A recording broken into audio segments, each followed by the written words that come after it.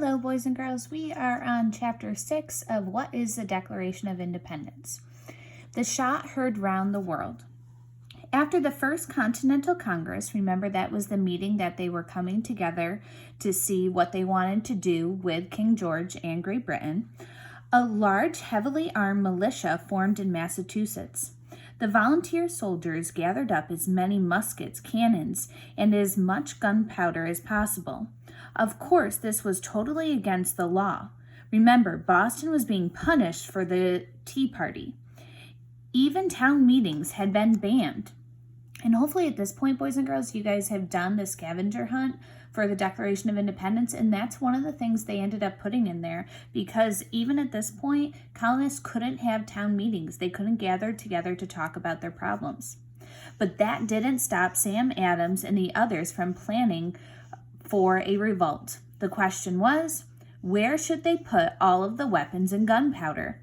Concord, Massachusetts seemed like the ideal place. It was a small, quiet town about 20 miles northwest of Boston. So if here's Boston, right on the coast, this is where the Tea Party happened. They're going to put it up here away from Boston and Concord.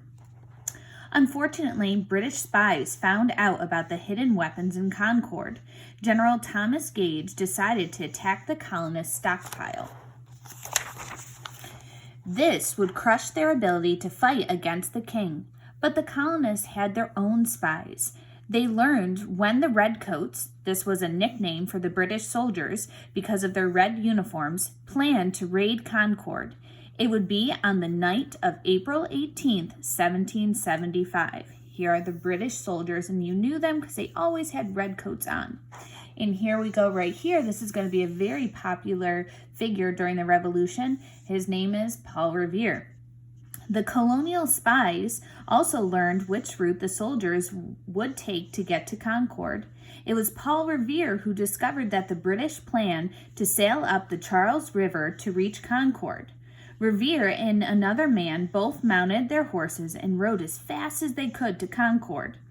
They were able to warn the people guarding the weapons that the British troops were approaching. That's where you hear often with Paul Revere his poem, "The British are coming, the British are coming."